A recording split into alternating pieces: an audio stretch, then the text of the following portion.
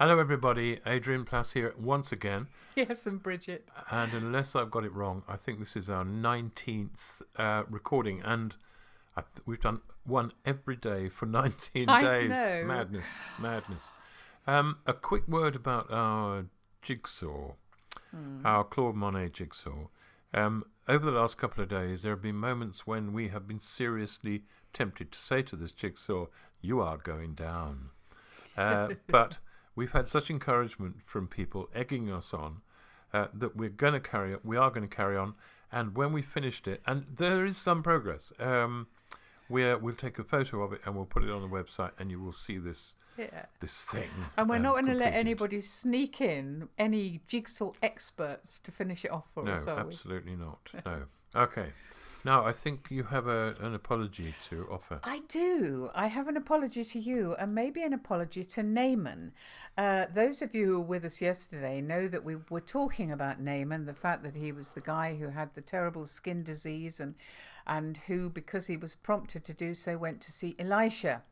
Well, I was trying to tell the story very, very, very, very quickly.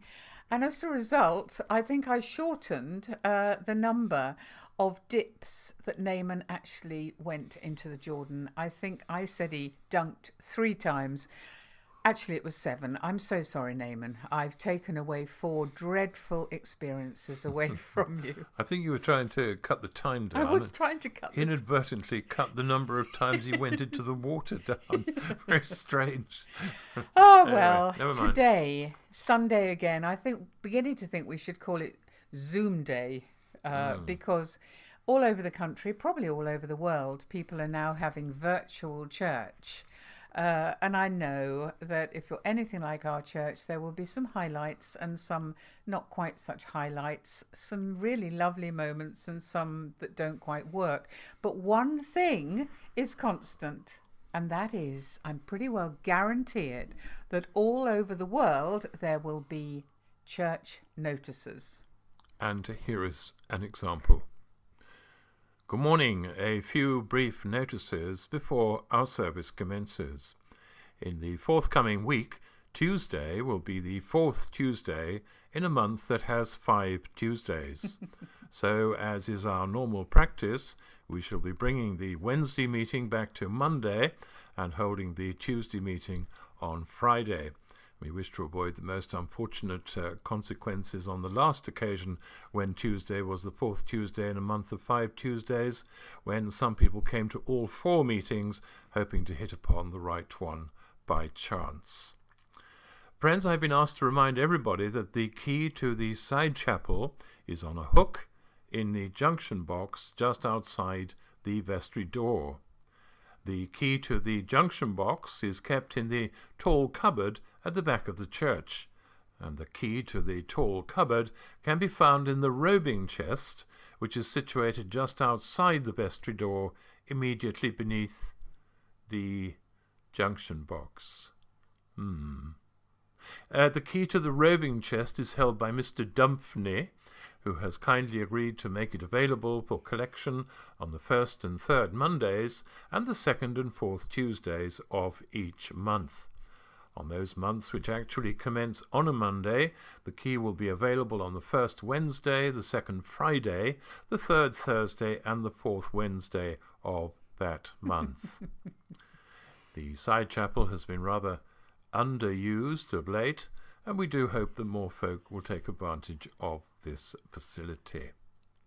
Friends, could I ask that when the time comes for communion, that those occupying the left-hand side of the rearmost block of pews should make their way up the north aisle, through the door, into the passage between the church and the hall, turn right, just past the disabled toilet, proceed round behind the altar, and approach the rail through the north door of the Lady Chapel. It really is impossible, incidentally, to overemphasize the need to remember that right turn. Last week, Mrs. Cardew-Fitt, who is really quite elderly and just a little bit confused, walked straight on out of the east door, along the High Street, and eventually lined up for communion in the public bar of the Blue Cockatoo, with what I can only describe as quite grotesque consequences. Friends, I'm happy to announce the new arrangements for after-church coffee are working extremely well. Each Sunday we are adding to the number of folk who want coffee and actually manage to get some. Finally, I'm told that some of our folk have expressed concern regarding the complicated nature of our arrangements here at St. Yorick's. Well, you know, friends, if you don't come and tell me, your vicar, the things that are troubling you, how on earth am I ever going to know? Eh? Come and talk it over. I am, as always, regularly available on the 5th, 7th and 12th odd-numbered days in each month. Whatever the problem, I'm sure we can work it out in time. Thank you. Well, if your notices aren't quite as long as that or quite as odd as that, I'm quite sure that all of you have got a memory of sometimes when it goes a bit wrong. I'll tell you what struck me when you were reading that so often church notices are about meetings, and there are less meetings happening. There are virtual ones, but there are less meetings with people sitting in drafty rooms using expensive heating, and you know, just rather wishing after 3/4 of an hour, which I gather is free Zoom time, so that's going to keep the meeting shorter, that they weren't happening at all. In fact, we had an experience, didn't we, of going to a... Well, what was it called? I can't remember. It was a local synod meeting of some kind, area synod. And in the Anglican Church. In the Anglican Church. And I really had no knowledge of what it meant. We were speaking at it for some reason. But when I sat in there, I turned to the lady next to me and shielded my mouth with my hand so I could whisper. And I said, what is this meeting for? And she turned back and whispered back, it's a meeting of Anglicans waiting to go home. So I think that's a slightly pessimistic view of it. I mean, they're not all drafty, but actually a lot of people who are bedridden and who don't like coming through the door of a church are coming to these virtual services. Yeah. So who knows? Yeah, that's another plus, really. We're hearing that, aren't we? That in some quite elderly congregations, there are more people attending virtually. Yeah, that's quite fascinating. But I think, I don't know, we know that actually it's not the same. We know that smile at the door, the touch, the hugs, the just knowing that you're part of a community for a little while are very important. And one of the things I know that people will be missing, if not already, is the sort of shared meals, the bring and share things. I know we've made it clear that we've spent a lot of time and still do and will do again when it reopens at Scargill House. And one of the things I know that many, many people who live on their own, one of the things they value the most is having shared meals, is not eating on their own, is sitting round a table and talking. We thought, because we've always enjoyed having meals with friends, haven't we? And we did. So we thought we would have a virtual one, didn't we? Yeah, we had tea with our friends. Yeah, we did. Yeah.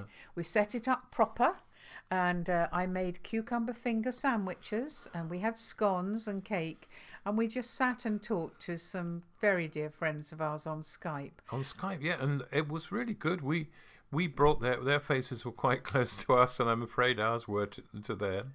And we had tea. It was very sweet. And we both had proper cups and proper saucers. I think if you're going to do it, you've got to do it properly. Yeah, absolutely.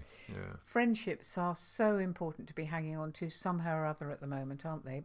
But there are other things we hang on to. What in the Bible, Adrian? What would you say if you were asked? Yeah. Are there particular verses that you hang on to? Do you think? There are. I have a bit of a love-hate relationship with the Bible. I mean, I get so much from it, but I also find some of it inexplicable. I have to say, but that's not to go in today. There are things that really help me, and one of them is something from the book of Job. Because Job, that jolly book. Yeah, poor old Job. There were only really 3 phases in Job's life: pre-boil, boil, and post-boil, and he spent quite a lot of time feeling miserable and wondering what he'd done to deserve that. But the bit I love, and it was given to me by a friend years ago, and it's become I don't know, a sort of sign to me to continue along a particular path. And it's when Job is sitting and thinking, I used to be a good speaker. I used to be a God's man. And obviously he did really well. It obviously represented God. And I'll read you this little bit. It's from Job 29. I'll tell you which bit I really love. It says, men listened to me expectantly, waiting in silence for my counsel. After I had spoken, they spoke no more. My words fell gently on their ears. They waited for me as for spring showers, and drank my words in like the spring rain. When I smiled at them, they could scarcely believe it. What is it about those words? It's something to do with the promise that when you actually encounter God at his best, or perhaps as he is, as he really is, he will make you smile. Even if you're in the midst of the most terrible times and terrible things. And I love the surprise element. We have seen so many people who I think you could say, when they believed that God was smiling at them, they could scarcely believe it. And we talked about the great big yes of God a week or so ago, and I think it's something to do with that. I know it's not easy. I know it's not as simple as that, but yeah, when I smiled at them, they could scarcely believe it, and I wish that for so many people, and it kind of keeps me going and helps me to persevere with what we do. What about you? I mean, well, I'm just thinking about it. I haven't got a verse in front of me, but I think you're saying about the smile of God, and what I think I've hung on to again and again is the story of David, in particular, one or two particular verses, really, that come through in the Psalms. Now, not all the Psalms are easy, and a lot of them are very miserable, but there's a sort of line that runs through them, which is all really to do with the period where David was actually in the middle of awful times. You know, we trot out some of these words, and I actually don't have the verses in front of me, but, you know, under the shadow of his wing, safe under the shadow of his wing, and I am the apple of his eye. I'm special to God. We say, we have tried to create a pattern in our lives, and we say the Northumbria morning prayer in the mornings, and there's one thing, it almost begins with it, and it's one thing I've said of the Lord, this is what I seek, that I will dwell in the house of the Lord always, and behold him in his temple. And I'd always thought that was a temple, you know, like we see him when we're in church. So it was a shock to me to find that those words also were written when he wasn't in a temple, when he was maybe on a hill somewhere, being pursued by enemies. But my favourite, and again, I'm sorry I haven't got the verse, it comes at the very end of a psalm, and I can find which psalm it is another time, but it's this. He says, your thoughts outnumber the grains of sand on the beach, and when I awake, I find you nearby. And to me, that is the balance of God. Absolutely extraordinary. He is the creator. He is the most extraordinary, awesome God. And when I awake, I'll find you nearby. And with the Psalms, you know, David took the whole jolly lot to God. He didn't just take the good bits. He didn't just praise him, although he did. He didn't just say how wonderful God was. He took everything. He took his pain and his hurt. There's a poem Adrian wrote. It was at a time, wasn't it, Adrian, where things were really difficult for lots of our friends. We had people close to us going through terrible times, and it was one of those times when you really felt like having a go at God. Yeah. I think, and that was the origin of the poem. Full of questions. And I don't think he minds that. I mean, he didn't mind the Psalms, I don't think. It's called Winter Waking. Winter waking, stretched across the moonstone sky, caring Less than nothing for the destiny of man, you see the crows, like ragged scraps of dustbin bag, come floating down the wind to scavenge what they can. And nothing need be spoken. Deep in winter sleep is where you hear the saddest cry. The wheeling, dealing seagull souls of men and women taught to stay a step ahead, who reached the edge but found that when they fell, they had not learned to fly. I tell you that it drives you wild. It drives you out to march and march beside the heartless sea, to weep and rage and beg the only one who really knows to tell you why so many hearts are broken. We still don't have the full answer to that question, but one day I hope we will. God bless you. Look after you. Thanks for being with us. Goodbye. Bye-bye.